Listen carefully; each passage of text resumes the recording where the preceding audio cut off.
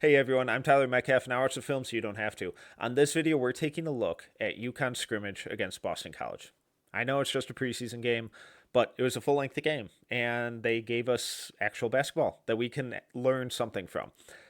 Coming away from this game, I do have some questions about UConn's point guard spot again, unfortunately, their lack of physicality and interior presence, but a lot of those may be answered once Silas Demery rejoins the team and hits the floor once Terrace Reed gets back on the court. So UConn was missing two big pieces. Jalen Stewart had some really nice flashes. Alex Caravan looked a lot like Alex Caravan. Not a whole lot of change there. But this video, we're going to focus on two of the new incomers for UConn, Braylon Mullins, Eric Reibe, both of whom I thought were overwhelmingly impressive and encouraging for what they could look like this year, how for what they could mean to this UConn team and how it could affect the 2026 NBA draft. Let's take a look at the scrimmage, see where they struggled, see where they really found a lot of success, and what we can hopefully expect from them going forward. Welcome to film school. Let's dive in. I want to start with Braylon Mullins and his film. We're just going to start from front to back with his stuff, the good, the bad, some of the flashes. But Mullins is a top 10 guy entering the season for me. His combination of three-point shooting, off-ball movement, off-ball creation, and on-ball defense is all really encouraging, and we saw a lot of that throughout the game. Now, if you just look at his stat line, 12 points, 2 of 7 shooting, not the most overwhelming stuff, but I thought there's a lot of really good nuance with his off-ball creation, his off-ball movement, the defensive effort, and a lot of stuff that we can really get encouraged about and really excited about, especially fitting into this UConn system that demands high IQ, high ball movement, high player movement. Now, Mullins did get a little handsy, was a little inconsistent shooting, but overall, the process was really good. So, one of the first possessions of the game, right here, we see Mullins above the break on the right wing. Reibe does a good job here of rolling into space as BC blitzes it. That requires this weak side rotation. Once that rotation goes over, Mullins immediately identifies that Reibe's getting doubled here in the post. Caravan is cutting baseline, and that Mullins's initial defender is in no man's land here, having to defend two guys in one spot. Like all good off-ball scorers, Mullins is really active, identifies the open space, cuts there before his man can get his head around and fully recognize that he's there. Does a nice job rising up, dropping in the floater. Here we see some really good defense from him, sitting low in his stance, active feet, good job sliding them, stays low, reacts to the pivot back, stays attached, does a great job of getting over and through that screen. Really good help defense here. Good low man defense here by Caravan as well, rotating over to take away the roller. Mullins does a great job of staying attached, keeping that high pressure, getting through that screen, and allowing his teammate to exert even more pressure, which then leads to the travel and the turnover going the other way. Back to the offensive end, we see Mullins here in the right corner, and he's just going to circle off these screens. As he comes off the screen, he's obviously identifying the ball, but he feels his defender go over these screens, and he does a really nice job of, at first, his path is taking him up above the break, but he does a really nice job of just settling in on the elbow, not going too far up to make that recovery path for his defender easier, and makes it so his shooting window is just a little bit bigger. Does a really nice job of settling in off that screen. That was something he showed all night. There's so much nuance and recognition with his off-ball movement, especially when he's running off screens, that he does such a good job of identifying what path of pursuit his defender is taking and puts them in the worst position possible. And throughout the year, we're going to see a lot of that from him. Back to the defensive side. Again, really nice job.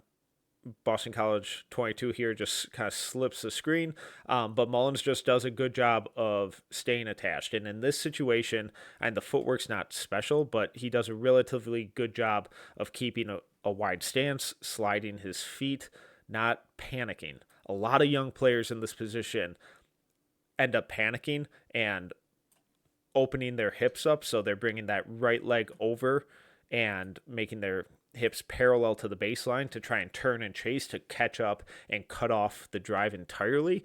Instead, Mullins doesn't panic, just stays attached to the ball handler's hip the entire way and doesn't get a block, but ends up forcing the ball handler wide.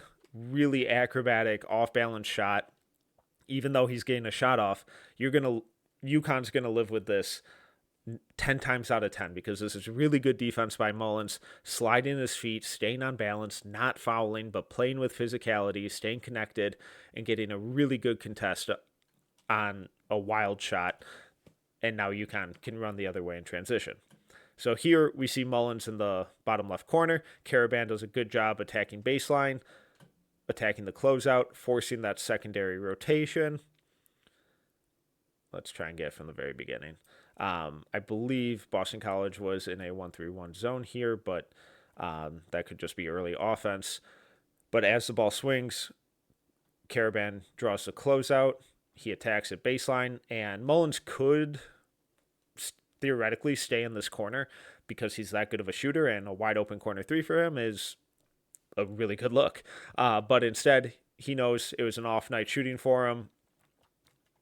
He knows that 30 is going to be playing that passing lane and that it might be a little difficult for Karaban to squeeze that pass all the way over to the corner through the defender's hands under the basket support and with number 5 here collapsing down on him anyways. But Mullins recognizes that 5 isn't collapsing down to the baseline, so he takes advantage of all the space, goes for the even higher quality look than the corner 3, cuts to the space, gets it, doesn't get the bucket, but still gets the foul, just making life easier for his teammates. And then finally, we can't really see him, unfortunately, based on the camera angle, but Mullins starts out over in this right corner, and he's just going to circle through. Really similar movement to some of the threes that we saw him knock down earlier, but just sprints baseline here, loses his man entirely. He recognizes the space and that his defender is trying to cheat through the middle here, and instead of continuing up above the break, just sinks down into the corner, wide open. Really good recognition of where his defender is and that he's created all of this space. Nice little chip screen there.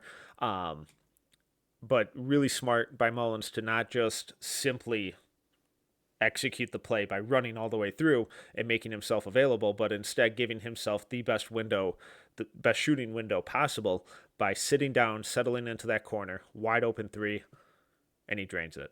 Overall, not overwhelming numbers from Mullins in this game, but really, really good process on both ends of the floor. The other big standout for me was Eric Reibe, fellow freshman.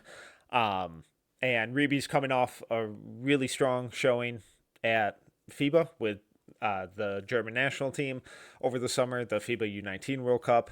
And he's kind of picking up right where he left off. I was expecting a little bit more floor spacing, but it seemed really clear that that was not the directive. There's some good, there's some bad. I am really fascinated to see what it looks like with Terrace Reed, and even just like a month from now, once the game slows down for him a little bit, a lot of his issues or problems in this game feel like they could just be fixed with him just taking a deep breath and relaxing. Sometimes he gets a little too sped up, but there's a lot of really good stuff on defense, a lot of really good role versatility, and I'm really excited to see what it looks like with Terrace Reed and some of these issues and quote-unquote bad possessions that I'm going to run through here. I fully acknowledge that I'm nitpicking some, and it's stuff that's not totally uncommon for a freshman to be going through, but just want to highlight it. So I'm just right off the bat here. He kind of gets bailed out by Karaban here. Boston College is running a little horns action here, and Reibe doesn't do, well, it looks like a little Spain. Horns into Spain action here, and Reibe just doesn't help out solo ball on ball at all here. Needs to show or not just give the ball handler a free runway here. A little bit of awareness, process, and speed issue. Not the worst thing in the world, especially since their defensive coverage is set up to have Caravan as that low man rotating over. Does a really nice job, good block, but you'd like to see Reibe just provide a little bit of resistance there at the point of attack, helping out. Here, really good post score, but one of my concerns with Reibe is how he's going to hold up physically. He's more of a finesse big. I've never gotten the sense of a lot of ability to like overwhelm and overpower and play really physical with guys. I mean, he's got a clear mismatch here, doesn't move him at all. In fact, gets moved away from the rim. Defense ends up collapsing on him, but shows off a really good scoring touch. That's a big part of his arsenal. I expect him to space the floor a good amount this year. Not prolific, but enough for it to be a real weapon, and we can see that scoring touch on this post play. So I'd love for him to be going more towards the rim, especially against the much smaller defender here. Ends up getting pushed away. Don't love that, but really good scoring touch and a little bit of a taste of what his shot can look like. Similar to the physicality issue, when you're 7 feet tall and you're this big and you're turning and bracing and trying to throw your hip and shoulder into a guy like that, I don't love it. I would just kind of hope that he would invite the physicality and take it in the chest and really kind of smother this. Instead, he sacrifices his balance, turns his hips, leans into it, gets moved, and then just 13 here is able to throw his shoulders into Reibe's chest again, move him, collapses verticality, ends up drawing the foul. That kind of stuff I'm a little more cautious of with Reibe, but we'll see what it looks like in a couple weeks or a couple months even. The offensive end was was really intriguing though. So here we see him. They did a lot of stuff with him initiating pick and roll, DHO stuff, and a lot of these, again, quote unquote, bad clips came in the first half. He seemed to settle down a lot in the second half, but on this action, this is the type of stuff that UConn runs a ton.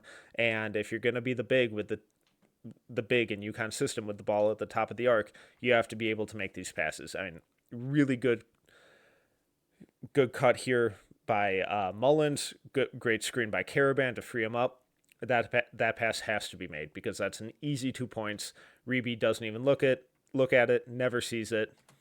Unfortunate, especially since he instead goes for the handoff. Defender does a good job of getting in there, and Reibe doesn't have the ball security necessary. They're able to poke it loose, force a turnover. Here, top of the arc. This is the kind of shot that I expected him to take, but it felt like a pretty clear coaching directive of, hey, we're not worried about you shooting today, so let's not even bother with it. But he does have this shot in his arsenal. I'm really hoping that they extend the leash a little bit, let him take these when he's that far open, because he is a really good shooter.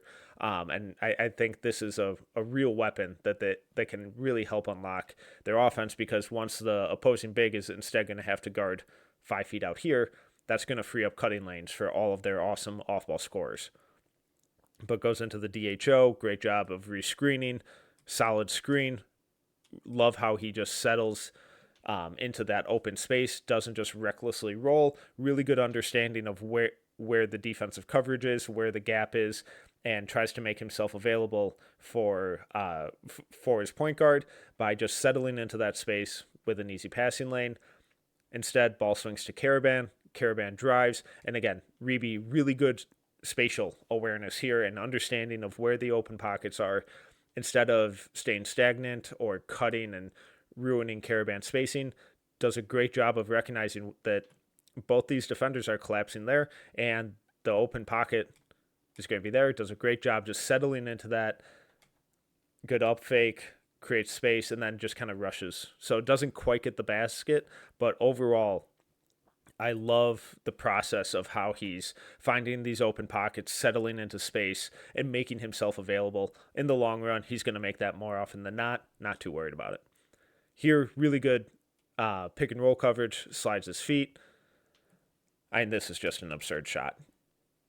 You just tip your cap to the guy. It's like, all right, if you're going to make a running hook while your body's going away from the rim, all right, fine. But just I really like how Reibe does a good job of sliding his feet here, staying low, showing, not overcommitting, high hand, waits for his teammate to recover. Once he does, now Reibe's recovering back to his man. Good closeout, low stance, chops the feet, high hand, take away that shot, under control, on balance, absorbs the contact, forces his man outside of the lane, and he's taking off his left foot almost a foot outside the lane, running hook shot, good contest on it.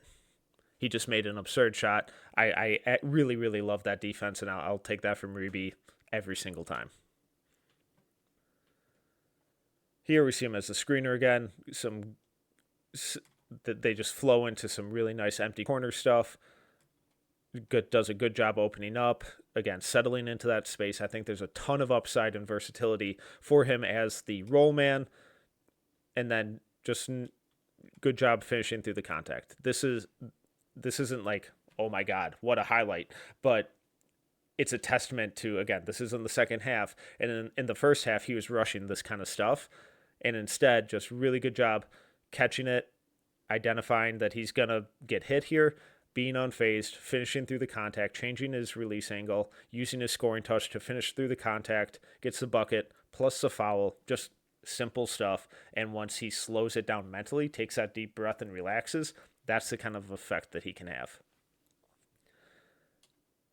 Defensively, we see him in drop again. Good job of just a nice little cat and mouse game. So even though the ball handler gets the shot off, Reibe does a really good job of getting a late contest. So we see him drop. He's staying patient, cognizant that he is getting pretty deep and that his man is rolling. Really good chip here by, I believe that's Malachi Smith. And as Reibe's disengaging momentarily, we can see the fluidity in his hips here. So does a really nice job of, he repositions his hips to recover back to his man, but he quickly recognizes that Caravan's still trailing the play by a good amount and does a nice job of not panicking, just opens his hips back up again, uses his length, doesn't quite get the block, but really good contest and a testament to how well he can move and reposition himself in drop coverage. So overall, not a perfect night from Eric Reibe, but a lot to be really excited about in terms, especially once he just calmed down and settled into the game and settled into himself.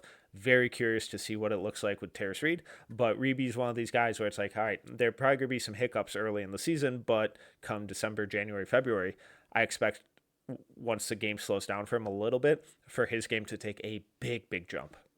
So overall, a really rather encouraging showing from UConn, especially missing two key pieces in Silas Demery Jr. and Terrace Reed. Two of my bigger questions with them is how can they hold up with physicality on the interior? Terrace Reed shouldn't have an issue with that. And what does their point guard situation look like? I was underwhelmed today. I was hoping for a little more Malachi Smith, and hopefully in the long run, that ends up being a bigger factor, but the assumption would be that Silas Demery Jr. should also help pretty significantly in that realm as well. Jalen Stewart had some nice softball moments. I was hoping for a little more from Alex Caravan. The team defense was solid. Passing looked good. Just, I don't know what he is outside of a solid college player, but the big takeaways for me were Braylon Mullins looks legit. And especially on those nights where those shots fall in a little more consistently, he's going to be a major problem for college defenses. And as the year progresses, what else can he show us besides just his off-ball shooting? Because there's so much more there. And Eric Reibe, really encouraging start. Just needs to slow down, relax a little bit, embrace physicality a little more, slow down his finishes, don't rush stuff so much. When he played simple, played within himself, he looked fantastic. And we saw how mobile and how good his feet and hips are, especially in drop coverage. So overall, really good showing from UConn. I know it's just an exhibition game, but hey, it's basketball. Gotta love it.